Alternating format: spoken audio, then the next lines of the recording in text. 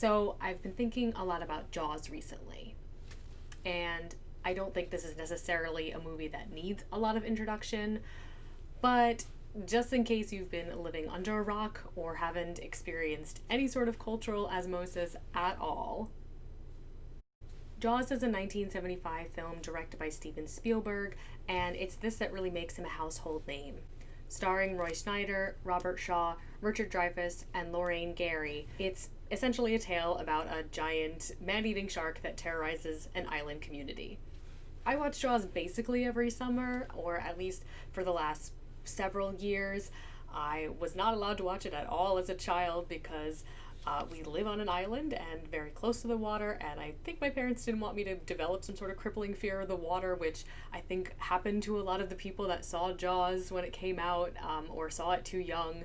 I know there's a lot of people out there that are that they're just like, I still can't go in the water because of Jaws. So that did not happen to me, and I kind of appreciated it as an adult. But essentially, I do watch it every summer. It's become sort of a tradition. I could talk on and on about how iconic this movie is, how great the score is, how much it has impacted the horror genre. I believe it is part of the horror genre. I think it's a creature feature, and thus it's a horror movie with some adventure elements, but yeah, I know people will have their own opinions about that. We could talk about how it's considered the first summer blockbuster and how Jaws is one of the movies that really helped define how we market movies and how we experience them. I could talk about all the things I really love about this movie, the 70s look and feel that I really enjoy. I like that it captures that New England summer fishing village vibe really well. I grew up in a lot of places like that and nearby a lot of places like that, and I think it really captures that kind of vibe really well. So to me, it feels almost kind of like a comforting movie. But this year, as I was watching, something felt different. And as I watched something that I had always considered to be a fun movie about these people coming together to try to catch this killer shark, I noticed something lurking beneath the surface. And I think if we dive a little deeper, we can discover what it is. And I promise that will be the last shark-related humor that I'll try to attempt. And I guess spoilers for a movie that came out in 1975. So let's start at the beginning. We start off with this truly terrifying scene of this woman being killed by this shark. Now, I did mention earlier, I do think Jaws is a horror movie, but personally for me, it's not a movie that is particularly scary to me. But this scene gets me every time. I'm always kind of sucked in by, oh my god, this is a really terrifying thing that could actually happen. Right off the bat, it very clearly demonstrates a clear and present danger. We then meet our chief character. I'm sorry. We then meet our main character, Chief Brody, as he's called to investigate the scene. He later gets a call from the medical examiner saying that the most likely cause of death was a shark attack, and Brody knows that he needs to close the beaches.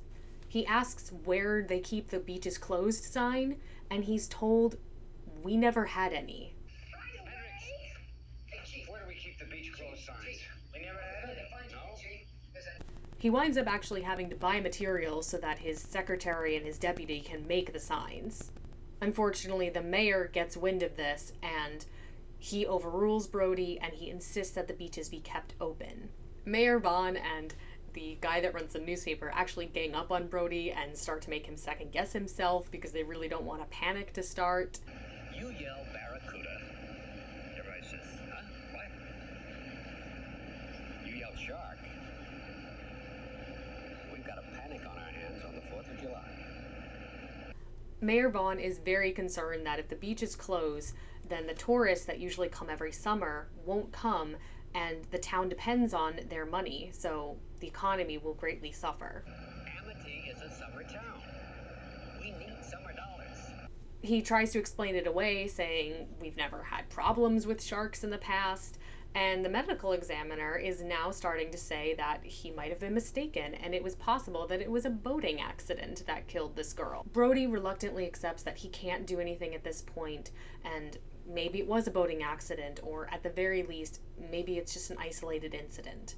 But then, a tragic loss of life occurs.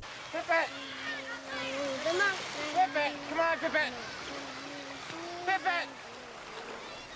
Pippin!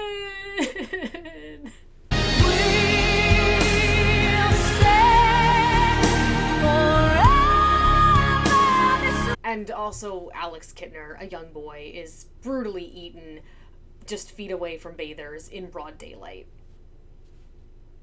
Alex's mother then puts up a bounty for the shark, and a town meeting is held to determine what to do. You would think that the town meeting would be full of concerned citizens wondering what they're going to do about this very dangerous shark that just killed a young boy very close to shore and in front of a lot of people, but that's not the case.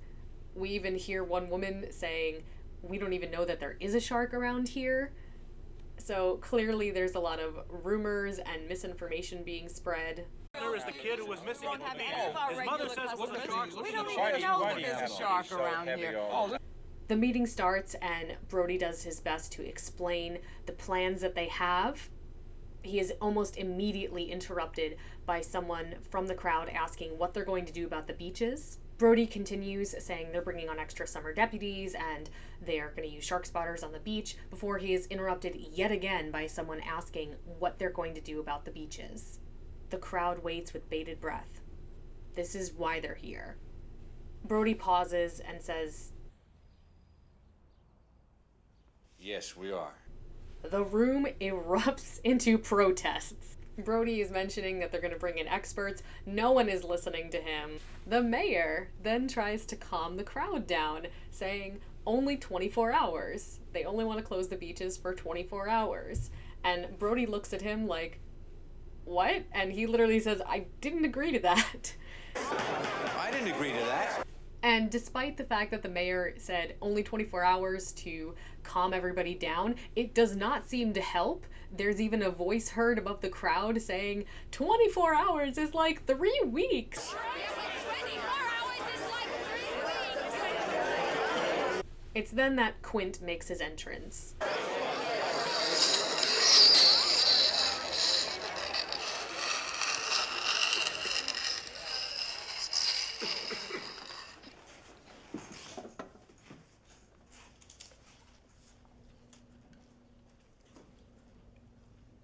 Y'all know me.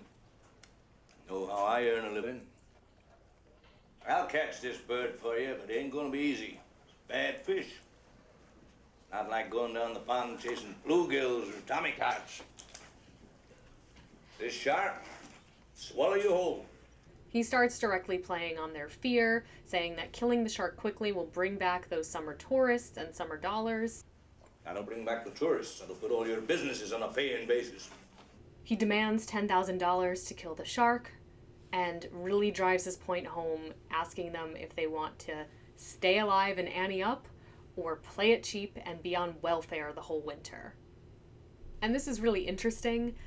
In some ways, he's not exaggerating. It is true that a lot of these small summer towns like Amity really do depend on these summer tourism dollars, but he's also saying if you want to stay alive. Meanwhile, there's a killer shark out there that if they go in the water, they very well could die.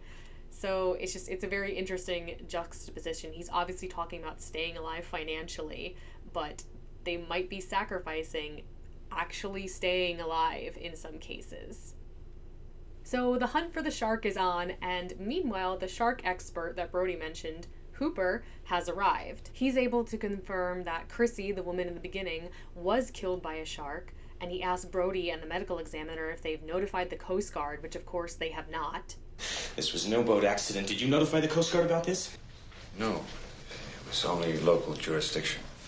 He's also able to determine that the shark is much larger than is normal for this area. Local fishermen catch a tiger shark, and everyone rejoices. The mayor declares that the beaches can open. Chief Brody gets in on it. He's happy that this is all over. But in reality, it's too late for Alex Kittner and for Pippin. It's too late. Alex's mother appears, dressed all in black, and delivers this absolutely gut-wrenching speech to Brody. She found out that Chrissy had died a week earlier, and that Brody knew, and the beaches were not closed. She slaps him in the face and openly blames him as she says, "You knew it was dangerous, and you let people go swimming anyway." This is also really important because while we're told by several characters that keeping the beaches closed will hurt businesses or kill businesses and kill the livelihood of this town, we are shown over and over the impact that leaving the beaches open has. We've seen people die because beaches are open. We've seen characters be hurt. We've seen the effects that these deaths have had on other characters. We're shown that over and over. So as the audience, we're very clearly, I would assume at least most of us, we're very clearly in the camp that the beaches should be closed. It seems very much like the obvious answer because we are shown over and over the impact that leaving the beaches open has had. Brody is visibly upset after this confrontation. Obviously, who wouldn't be? But luckily, his good friend the mayor is there to say that, don't worry about it, she is wrong. And it's like, yeah, she is. It's really your fault, you fucking piece of shit. So the town thinks the shark is dead and the beaches are safe. But unfortunately, Hooper is not so sure. He and Brody determine that it is the wrong shark and try to go on a fact-finding mission to determine what kind of shark actually did kill these people. Based on their findings, Hooper concludes that the shark is most likely a very large great white, and he and Brody go to plead with the mayor to close the beaches. Hooper makes the point that this shark is most likely feeding in the waters around Amity and will continue to do so as long as there is food in the water, or in this case, bathers. He makes the point that this has happened before, he's confident in this theory, and he also points out that it's extremely dangerous because sharks are attracted to the splashing motions that people make when they're swimming. Apparently a great white shark has staked a claim in the waters off Amity Island. And he is going to continue to feed here as long as there is food in the water. And there's no limit to what he's going to do. I mean, we've already had 3 incidents. 2 people killed inside of a week, and it's going to happen again. It happened before. The Jersey Beach. 1916, there were 5 people chewed up in the surf. In 1 week. Tell them about the swimmers. A shark is attracted to the exact kind of splashing and activity that occurs whenever human beings go in swimming. You cannot avoid it. If you open the beaches on the 4th of July, it's like ringing the dinner bell. The mayor again reiterates that the people depend on summer for their lives, while Hooper comes back with, you won't have a summer if you don't deal with these problems. The mayor insists that Hooper and Brody, both people that he considers to be outsiders because they weren't born on this island, they're not from this community. Brody is a new hire. He has just started working in Amity. This is his first summer here, and Hooper is, of course, an expert brought in from outside. The mayor doesn't trust them, and he insists that because they haven't grown up on this island, that they don't understand what it's like here for citizens of Amity.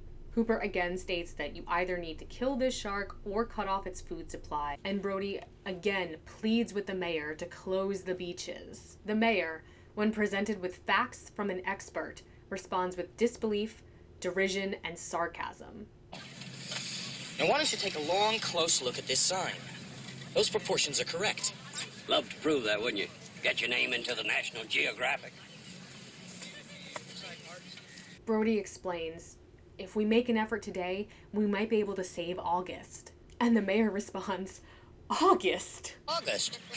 For Christ's sake, tomorrow's the 4th of July. And while he says that Brody should do his best to make sure that they're safe, the beaches will be open, proclaiming, this will be one of the best summers we've ever had. And we will be open for business. It's going to be one of the best summers we've ever had. So the beach is open, and of course another person dies. Brody's son comes very close to being attacked, and as a result actually winds up in shock in the hospital. It's only at this point that Brody is finally able to convince the mayor to do some sort of action, as he convinces him to sign a voucher that will allow them to hire Quint to kill the shark. I think it's worth noting here that the mayor, this really only hits home for him, and he really is only forced into action once the media turns against him and when he stops to think of his own children. He remembers that his own kids were on the beach that day, and it could have been them.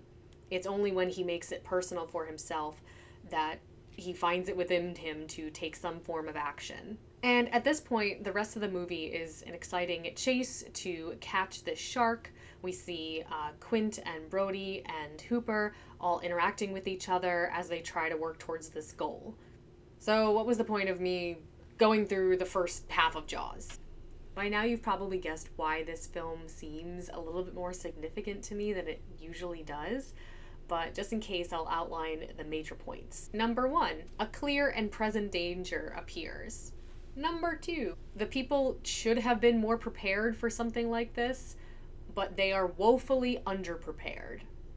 Number 3, people in power refuse to take what is happening seriously, and the appropriate measures are not taken or are not taken quickly enough. Experts are not taken seriously, and while some community leaders are doing their best to protect their communities, they are opposed by other authorities. Number 4, more and more people continue to die as a result of this failure to act. If action had been taken sooner, it's very obvious that there would be less casualties. Number 5, monetary gain is seen as more vital than people's lives, and people in power are obviously much more concerned with profit than with people. And suddenly, when you put it like that, this movie from the 70s about a killer shark seems eerily similar to our own situation in real life with the global coronavirus pandemic and the absolute failure of our administration to handle things properly. I especially related to this part where Hooper, in the face of trying to explain to the mayor what needs to be done and again being met with resistance, where he just laughs because there's nothing else to do. Love to prove that, wouldn't you? Get your name into the National Geographic.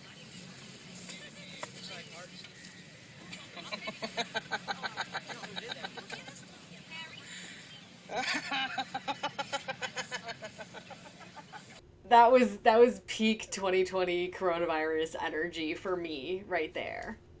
I definitely turned on the news several times, and that was kind of the only reaction that I had, because you just, what else can you do?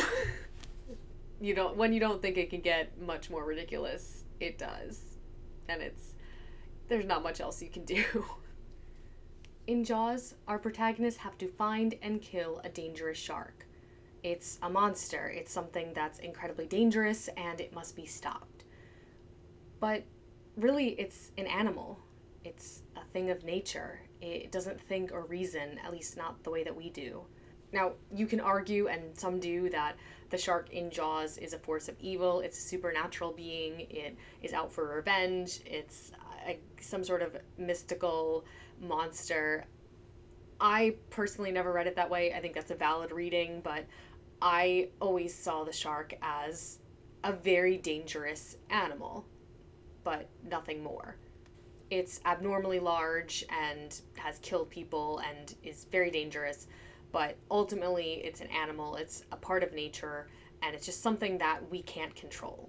Something that doesn't think or reason, something that isn't particularly malicious, something that's just doing what it needs to do to survive, not unlike a virus. And maybe it's a little silly to compare the two, and I certainly don't think that sharks in real life are like a virus upon the earth. That's not at all what I'm trying to say.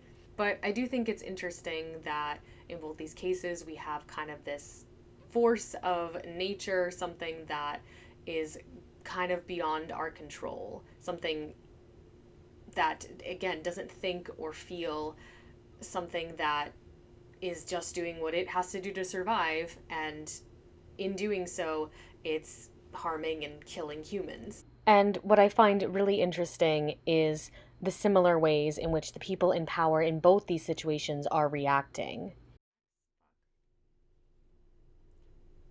In Jaws, we have an ineffective mayor who, when presented with a clear danger, is slow to act, scoffs at experts, cares more about profits than people's actual lives, and who refuses to take action when necessary, and who, as a result, is responsible for the deaths of the people that he failed to protect. If you ask me, he's the real monster in this monster movie. Luckily, despite the mayor's actions, the town is finally saved because Chief Brody blows up the shark. Alex Kittner doesn't get to go swimming, and Pippin doesn't come home. but everyone else can at least. But for us, it's not so easy. You can't blow up a virus with an air tank. It's a lot harder to tackle this global and very scary problem. And I know that it's not easy, and there's not a lot of easy answers in a time like this. But it is still really concerning to see places like amusement parks and literal beaches in some cases, and even schools remain open or to open despite rising case numbers in certain areas. I know I kind of joked about it earlier, but in all seriousness, I'm worried that if we're not careful, if we don't take this seriously, we're going to see a lot more Mr. and Mrs. Kittners. I just found out that a girl got killed here last week. And you knew it. You knew there was a shark out there. You knew it was dangerous. But you let people go swimming anyway. You knew all those things. But still, my boy is dead now.